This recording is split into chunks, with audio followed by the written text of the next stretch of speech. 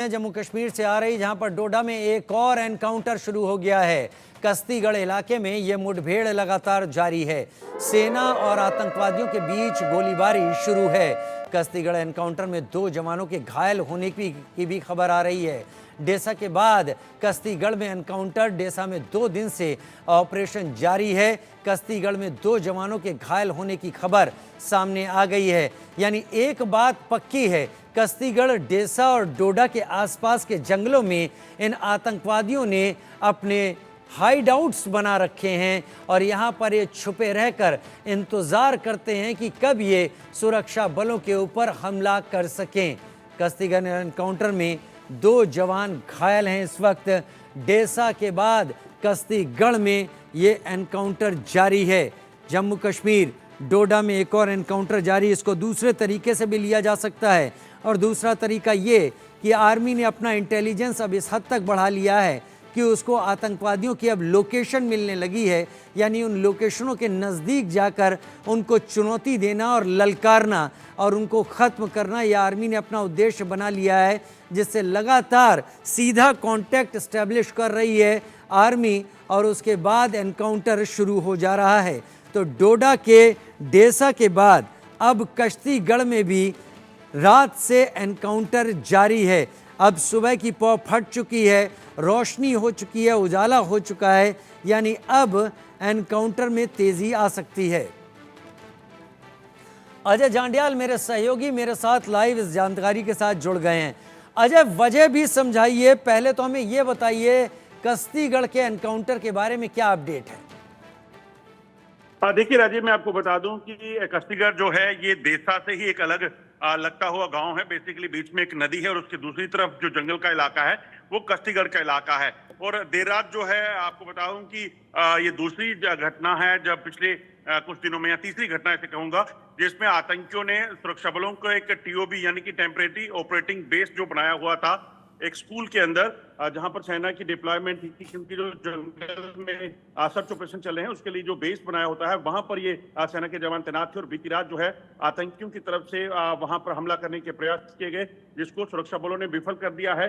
2 सेना के जवान इसमें जख्मी हुए हैं। अगर आप देखें तो पिछले एक सप्ताह में डोडा जिले में ये तीसरी घटना है आतंकी हमले की, क्योंकि इससे पहले भी डोडा में ही देसा में जब सर्च ऑपरेशन चल रहा था भाटा में, वहां पर सुरक्षा बलों ने सेना के जवानों को, सर्च पार्टी को जो है वो आतंकियों ने निशाना बनाने के प्रयास किए थे, जिसे नाकाम कर दिया गया था। और इस बार फिर से एक बार सेना के जवानों ने आतंकियों की एक मंशा जिसमें कैजुअलिटी करने की थी जो सेना के जवानों की, उसको नाकाम किया है। अब उस पूरे इलाके में सर्च ऑपरेशन चल रहा है, बारिश हो रही है, मगर उसके बावजूद भी जंगल के इलाके में छुपे हुए आतंकियों की तलाश जारी है, ताकि जल्द से जल्द इन आतंकियों को मार गिराया जा सके। क्योंकि ये जो इलाका है काफी लंबे कई किलोमीटर तक जो फैला हुआ जंगल है, और इसी वजह से वहां पर सेना के लिए दुश्वारियां ये हैं कि जंगल के इलाके में आतंकियों को ढूंढना, उनके हाइडआउट्स कहां पर हैं, और ऊपर से बारिश होगी तो यकीनन उनके लिए चुनौती भरा है। यकीनन चुनौती भरी जैसी स्थिति यहाँ पर होने वाली है, लेकिन इनको समझाने की थोड़ा सा कोशिश करें हमारे दर्शकों के लिए जो हम समझ नहीं पा रहे हैं। यहाँ पर क्या पिछले कई दिनों से डोडा के आसपास डेसा और कस्ती के जंगलों में बड़ी नफरी में, बड़ी तादाद में, बड़ी संख्या में अलग अलग टुकड़ों में बटे हुए आतंकवादी हाइडआउट्स में बने हुए हैं, अपने साथ रहने खाने पीने का सामान लेकर मौजूद हैं, और जब फुर्सत मिलती है तब ये आर्मी के साथ या उनके गश्ती दलों के साथ एनकाउंटर में उलझ जाते हैं? क्या यही इंटेलिजेंस सोर्सेस का इनपुट है अजय? देखिए राजीव, जो सूत्र बता रहे हैं इस वक्त डोडा जिले में जिस जगह पे एनकाउंटर चल रहा है, या आसपास के इलाकों में लगभग 2 से 3 आतंकियों के ग्रुप हैं जो अलग अलग बिखरे हुए हैं। पहला जो अटैक हुआ था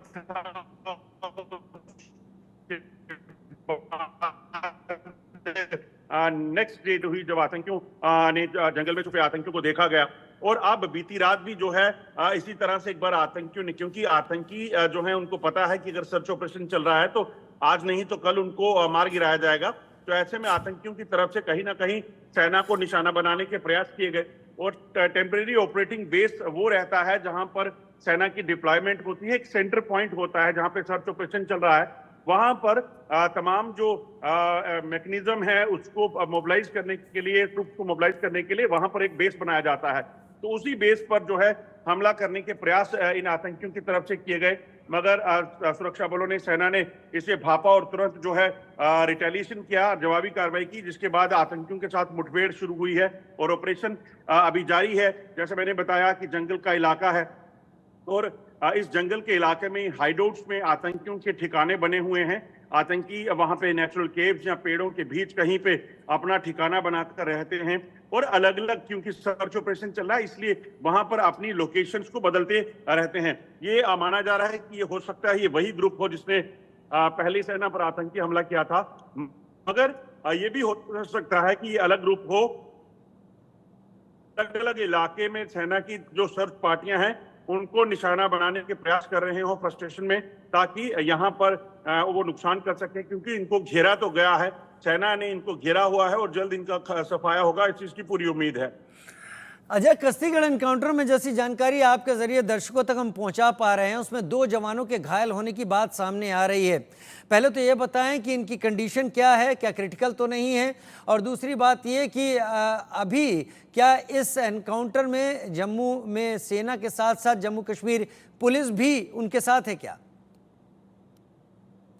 देखिए, जिस जगह ये हमला हुआ है, या ये कहेंगे कि जहां पर ग्रेनेड से दागने की कोशिश की गई, ये इलाका जहां पर जो मुझे जानकारी है उसके मुताबिक यहाँ पर सेना की डिप्लॉयमेंट है, मगर इस इलाके में इस वक्त सेना और जम्मू कश्मीर पुलिस का साझा ऑपरेशन जो है वो चल रहा है।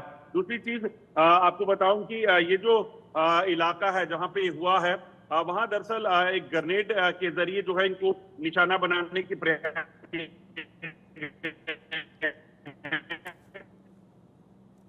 और जैसे ही ग्रेनेड भागा और उसके बाद ये वहां से अलग तरफ भागे, मगर सेना के जवान पहले से सतर्क थे, तो उनको जो इंजरीज हुई हैं उसमें जवान जो है उनकी हालत स्थिर बताई जा रही है, मगर तुरंत जो है कार्रवाई भी शुरू कर दी गई जवानों की तरफ से, जिसके बाद ये आतंकी वापस अटेम्प्ट नहीं कर सके और ये जंगल के भीतर वापस भाग गए हैं।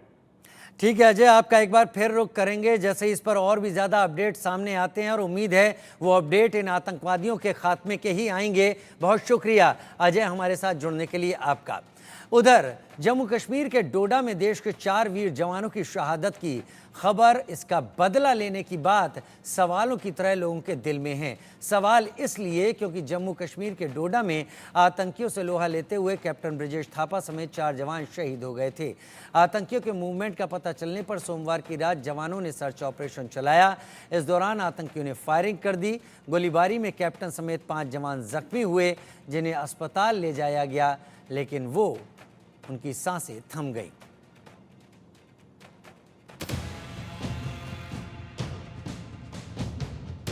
सरकार को इस पे कड़ा एक्शन लेना चाहिए, ठीक है, और उसको मुंह तोड़ जवाब देना चाहिए आतंकी को।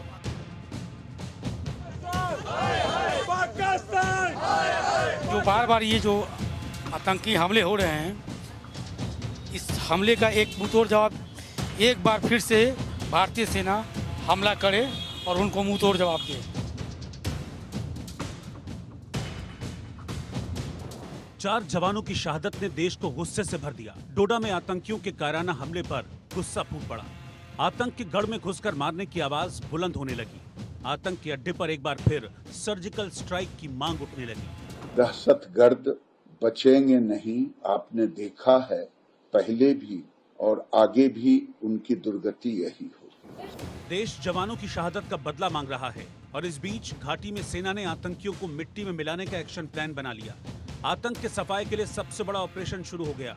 डोडा के इन जंगलों में जमीन और आसमान दोनों जगहों से उन आतंकियों की तलाश तेज हो गई जिन्होंने घात लगाकर देश के वीर जवानों पर कायराना हमला किया था।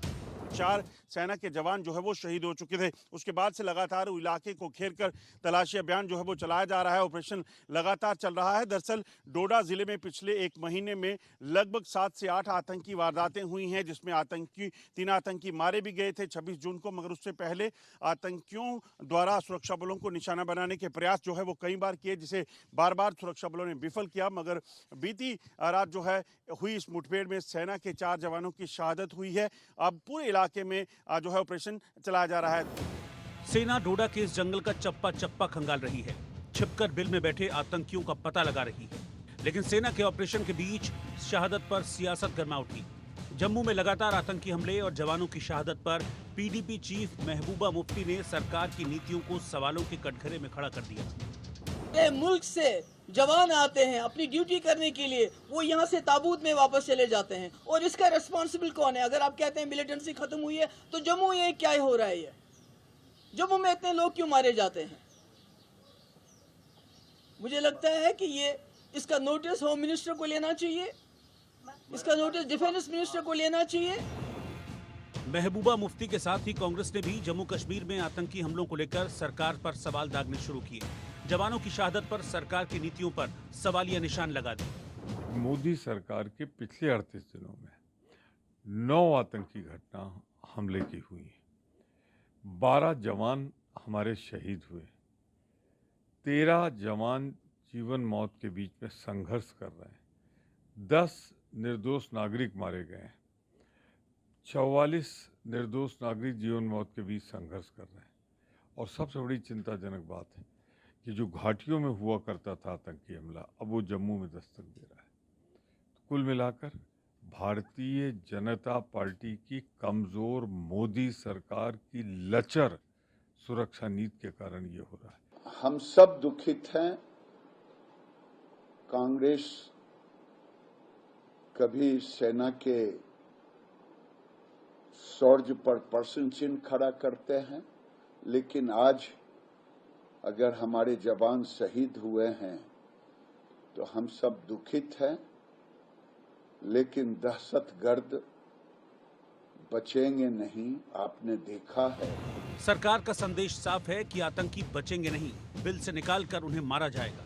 घाटी से आतंक का सफाया होगा, लेकिन सवाल है कि जम्मू कश्मीर में आतंकियों का मददगार कौन है?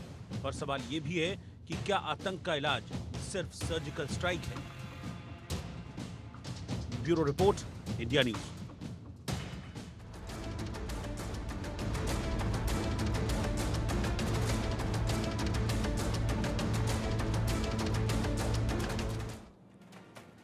और अब बड़ी खबर का